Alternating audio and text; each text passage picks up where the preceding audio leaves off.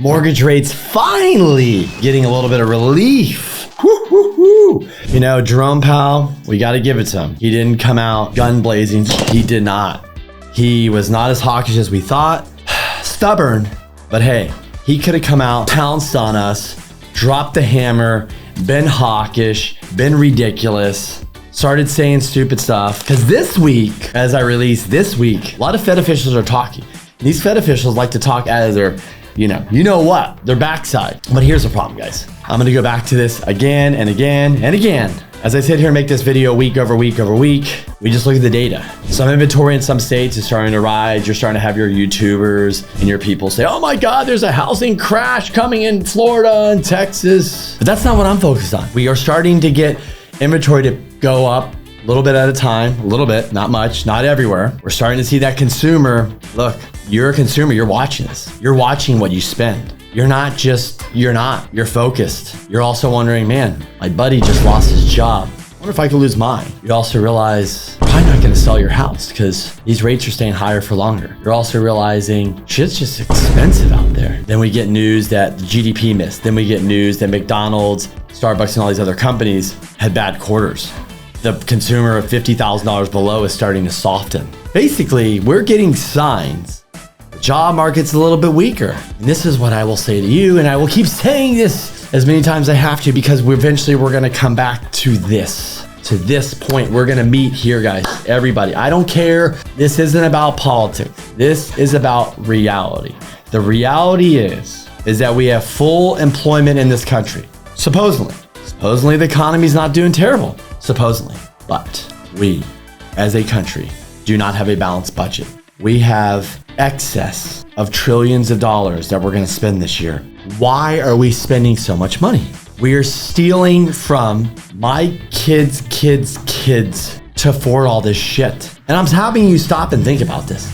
I just said, you're watching this video. Even if one of you, if you have kids, their kids, we are robbing from them to give you this life right now. You and I might not be, but the government is spending money. I don't care who's in charge, money out of control. Do you notice they don't talk about their out of control spending?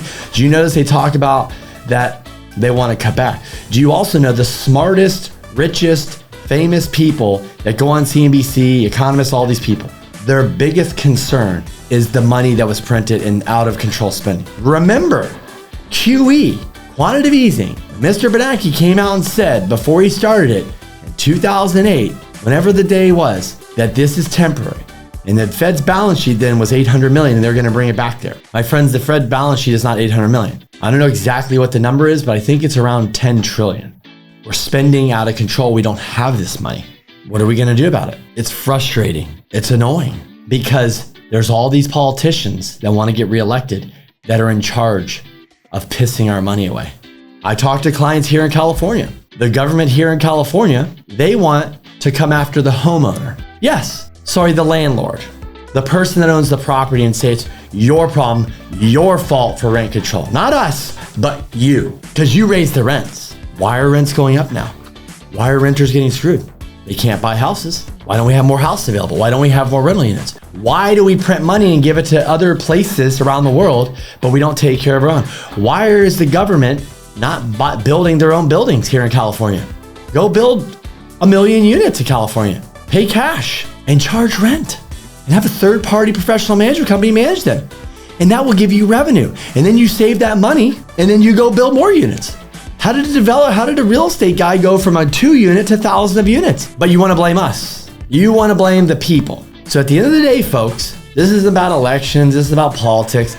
This is about simple fundamentals that the way we are going, the way we're spending is going to come to a halt. And I will ask you, if we're at full employment and the economy is doing so well according to all these people, and all these people is just a whole bunch of people. I don't care what their beliefs are. I don't care their political. I don't care. It's the whole thing. What happens? Because it's going to. Because Jerome Powell knows it's going to, and everybody knows the economy is going to soften more. Unemployment's going to go up. What happens when it does? Can you answer the question? Because I keep asking it. Nobody has an answer. If things are going to get worse, if you talk to Logan, Housing Wire, he has 6 measures for a recession. I think all 5 flags are up. The one that's still missing is the job losses. when the job loss hits, he goes, cool, now we can start looking at when the recession is going to hit. Logan studies data, not emotions, not politics. He doesn't need to get reelected. He loves what he does. He's passionate about it. That's why I follow people like him, because they're just studying the data, folks, day after day, week after week, month after month. We're not standing on there going, we should do this. They don't even know. So what happens in 2 years when we look back and go, you should have cut. We should have stopped spending that money, because we are spending money we don't have. We are stealing money from future generations. And I'm making this point here because as I listen to all this information, all the data, all the people out there that I like and trust, where they manage money, economists and all this that follow the data, their biggest concern is the money is spending problem. And eventually this comes to an end. And we wonder why inflation's high and all this stuff. You don't think the government has to do with any of the inflation? You don't think the spending or getting rid of student loans or, forgiving this, or there's still helicopter? There is. There has to be. It's not over. So I will ask you, when the stimulus slows down and the money doesn't flow and people lose their jobs, what's going to happen? Recession. Then what happens when you have a recession? Rates drop. Then what happens when rates drop? In the real estate business, that's good. We've been waiting. If you want to buy a business, that's good. If you want to buy a commercial property, that's good. If you want to have lower credit card payments, that's good. You want a line of credit, that's good. You want to buy a car, that's good. You want to get a student loan, that's good. You want to do anything that revolves around financing, that is good. And people ask, are we in stagflation? We're not. Remember, stagflation requires three things. One, GDP is coming down and inflation stubborn. One, GDP down, inflation stubborn. So we got 2 out of 3. The last one is employment needs to go up, bad. Job market would be bad, which is not. So we're not there. But a lot of people think inflation's still coming down. Let's see what happens. Because you look at the underlying things, car insurance, that's up, things like that. It's problematic.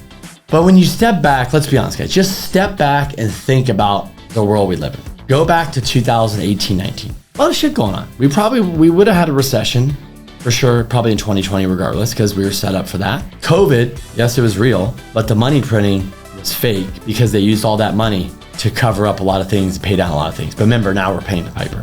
But if you go back to those times, a lot of things were different pre-COVID, a lot of things. And now we're here and we're dealing with it. So kind of, every once in a while I like to go on my rants, and I have been more because I'm very concerned about all this stuff that's being fed to us. And here's the last thing I will say. At this point in time, I don't think we're going to get a rate cut before the election because it's going to seem political.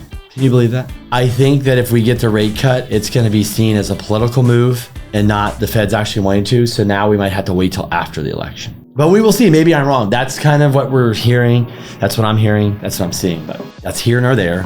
Because what do we have to talk to?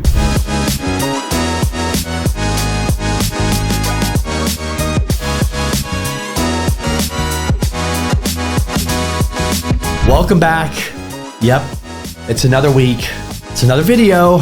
And if you didn't know, my name is Kenny Simpson. If this is your first time here and you just listened to all that I just talked about, I apologize, but I really don't. Because here, I like to be real. I like to be honest. And honestly, I study and watch a lot of things. And what I see and hear is a lot of concerns about spending money. And how are we going to pay it back? And us robbing from future generations. And that's why I said that, because this doesn't end good. The longer this goes, I feel like the more problematic it's going to be. But for us in real estate, if you drop rates 1 or 2%, that helps our business. That helps people buy and sell homes. That helps affordability. It helps move things. This, where we're at now, is tough. And so with that being said, if this is your 10th, 20th, 30th, 50th time here, welcome back. My name's Kenny Simpson. If you didn't know who I am, don't what I do, quickly. I focus on 1 to 4 unit financing, been doing it 20 years, helped over 5,000 clients, funded billions of dollars. And why should you listen to me? So if you've listened to this video and somebody's worked with me, go call them and ask why you should work with me. Honestly, I think you should ask my clients. People do have nice things to say about me, but why would you work with us here at the Simpson team? It's very simple, guys. I've been doing this a long time. I'm passionate about it. I'm shooting this video right now. I'm shooting this content because I want to give back. I want to help you. I want to break down the nonsense and the noise and all the bullshit we hear out there. Why not support me? Why not support somebody that's waking up, going after it, working hard, and trying to solve problems for clients, trying to give them the best solutions, the best loans, the best financing, and give them all the knowledge that I have, and I'm passing it on. But check me out. Go online if you don't know about me. Look at my bio. It's all there. Don't need to say much about it, but I do appreciate you guys watching. I really, really do. I appreciate all the feedback, all the comments, the texts, all that stuff when I talk to you. I really, really do. That's why I keep doing this, because I want to get back to you guys. I want to make sure that I can figure out what's going on out there, try to break it down, and try to give some clear direction of what's going on. It's very hard in this crazy world because people are coming in and influencing things That shouldn't be, and that's why we're here. You know what I mean? If we just let the markets do its thing, then people come in and manipulate, buy this or buy this, you know? Doesn't help. And that's why we're here, is because of both of those. But what do we always get into first time here? We love to talk about inventory. Why? Because supply demand matters. So folks, if you've just been your first time here, why we're excited, because this is the third week in a row that nationally we've had over 11,000 listings. And why I say this is not me. This is Logan from Housing Wire. We're just excited because that means this 11,000 plus Logan wants to see, because he's the data nerd. He knows his stuff. I don't need to argue with him. I believe and trust him that this hitting these numbers is a lot healthier than not. So 11,000 the third week in a row. Let's give a little celebration. When we get the rate cut, we can actually have a real dance. But anyways, last week we were at 556, 291. And this week we grew to 247. So that almost puts us at 570,000, which we're getting close to beating. What's going on here locally in San Diego? New listings, 564. Listings sold, 463. That's up 30%. And where are we for active listings? Active listings, now my new goal is we need to get to 4,000. We need to get to 4,000. And did we get to it? No, we got to 3,500. But look, last week we had 3833. The week prior, see, I got all my notes here. We are gaining as fast as we like, but we are gaining. It's very hard in San Diego to buy a home. There's not much inventory. Everybody is locked in on low rates, low payments, but they are also locked in on low prices. So to buy that same home, they're like, I can't. To buy that step-up home, they're like, I probably can't. Especially with the rates they are now, prices, ain't gonna happen. So a lot of people are stuck in their home. Maybe they're redoing it, adding an ADU, adding square footage, doing certain things, but they're not interested in moving. So that is inventory that's never gonna come on the market. Even if they do sell their home and move up to a step-up one and the rate's at 2.5, they're trying to rent it out because it's a great rental market. We're stuck. We need inventory. We need inventory. Ain't coming. Apologize for my voice this week. Sounds a little bit off, a little bit under the weather, but here, I'm still shooting this. Mortgage rates. We finally get a break. We finally got a break for mortgage rates because Powell did not punish us. He wasn't as hawkish. The data's coming in more favorable for lower rates. Bad news is good news for rates. Good news is bad news for rates. What's bad news? GDP misses, jobs miss, inflation miss. What's good news? High GDP, high job growth, high inflation numbers. That is not good for rates. That's not good for the Fed. That's not good for rate cuts. We need the opposite. And honestly, we need the economy to chill out, cool down. We do. So the more of that, the better. But remember, last week, though, we had a lot of data. A lot of stuff came out. It's a mixed bag. Still, stuff is all mixed over. A lot of confusion because, weeks prior, it was higher. Now, lower. So a lot of confusion. We got to keep pushing through it and see what happens. As I mentioned, a lot of Fed officials speak this week. So that's pretty crazy. But here's one thing. Warren Buffett in the news. Warren Buffett had their Berkshire Hathaway meeting where everybody goes to Omaha, Nebraska. He's still kicking. Charlie Munger's first year that he has not been there. So it's definitely a sad year. No, I did not attend. I just listened to some of the video footage. But one thing I want to mention, and just pay attention when I say this, because you have to listen to what the smartest, wealthiest people are doing. He sold some of his Apple stock, but his goal is to get to $200 billion in cash. He's sitting on it because he has not seen anything great to invest in. Do you guys understand what that means? That means anything he's looked at, and trust me, I'm sure he sees a lot of deals, everything, has not caught his eye. The other thing why he doesn't care is because he has a majority of his cash in 30-year T-bills, which is floating treasury rates. So on 100 plus billion, he's making 5.34%, he says. Why would I do anything? Think about it. Pre-pandemic, he was sitting at, let's say $100 billion. He's at 80 basis points. He's making 800 million. If he took $100 billion and he made 5.34 million, he would make $5.34 billion in interest. See that little number went a little higher?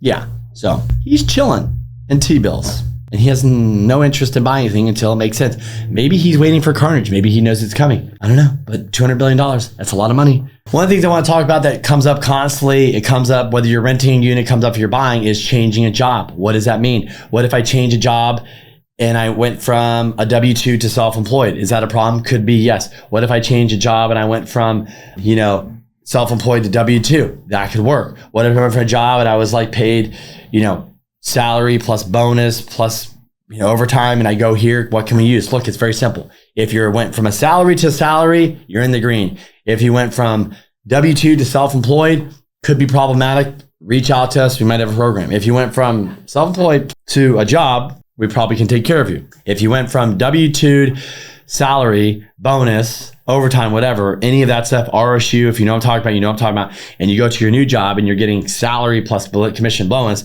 and we haven't got that bonus yet or that commission, we cannot use it until you receive it. So we have to calculate your purchase power, but based off of that salary, not bonus unless you actually received it.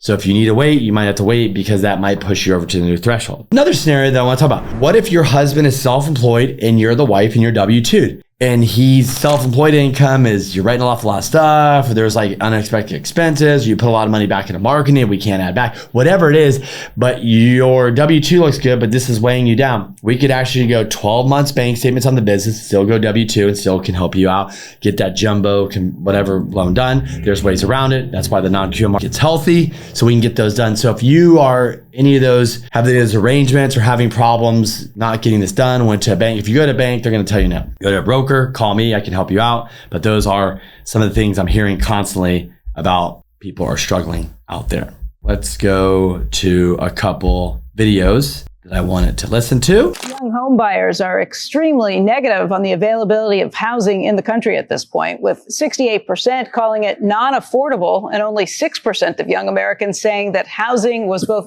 available and affordable, according to CNBC's latest Generation Lab poll. Joining us right now is Danielle Hale, Realtor.com's chief economist. And Danielle, I have to say, it's not surprising to hear this from this group of them because the numbers are pretty horrific. I couldn't believe how much money you need to make in the top 10 markets to be able to find housing.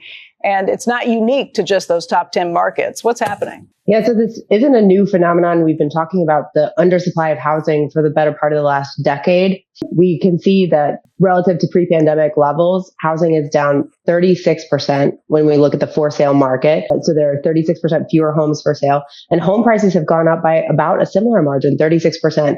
Combined with higher mortgage rates that buyers are facing right now, those higher prices mean you need to earn over $100,000 in 34 out of the 50 largest metro markets to buy the typical home for sale. So we're not talking luxury properties. We're talking just the median home that's available for sale today. If you look at the top of the list in terms of most expensive, most of them in California. San Jose, you've got to make $361,000. LA, it's almost $300,000. San Diego, almost $260,000. And then San Francisco. I mean, that is pricing out an entire generation from this housing market. It's another, I think, issue of being, things are going well, and then we totally overspent in terms of fiscally as well in Biden. If I was a professor, I'd give them an F. Basically, they misdiagnosed COVID and thought we were going into a depression. The Fed did too. I worried about it too in early days. The Fed eventually pivoted, better late than never. Treasury is still acting like we're in a depression.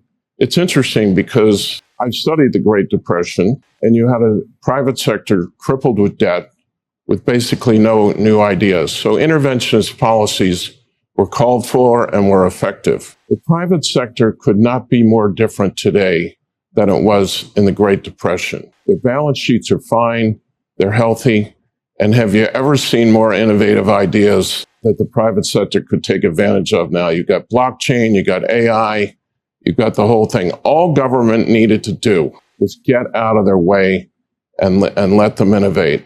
Instead, they've spent and spent and spent. And my new fear now is that spending and the resulting interest rates on the debt that's been created are going to crowd out some of the innovation that otherwise would have taken place. We've got a 7% budget deficit at full employment. It's unheard of. And this is when you've got grid spending, you've got defense spending, you have data center spending, for AI. And then, of course, you have green. Yeah. So this spending is going to take place. You're going to build the capital stock. How do you build the capital stock when government is intruding with regulations and all this spending? And it's just sad because I think we're looking at one of the most exciting periods in terms of potential productivity and enhancing investments ever. And why we're spending like we're still in the Great Depression is beyond me. And they haven't stopped, as you know. They're trying to circumvent the Supreme Court to give money to kids who had the opportunity to go to college, who haven't repaid their loans. Harlem Children's Zone, our motto was always get them into college so they have a shot.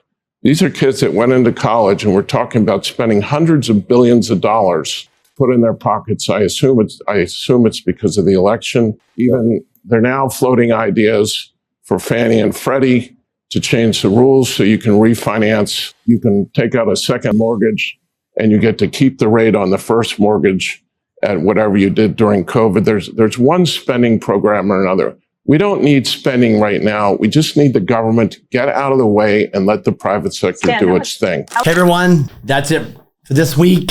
Thanks for watching. We will keep watching data. We keep watching the news. But if I can help you or my team, please reach out. You know how to reach me. Thanks so much for watching. Until next week, have a good week. We will see you soon. More data, more drama, and quit spending that money, the government. Just get out of the way and let us do our thing. We are capable, we're serious, and I think at this point, you're just getting in the way. Talk to you guys soon.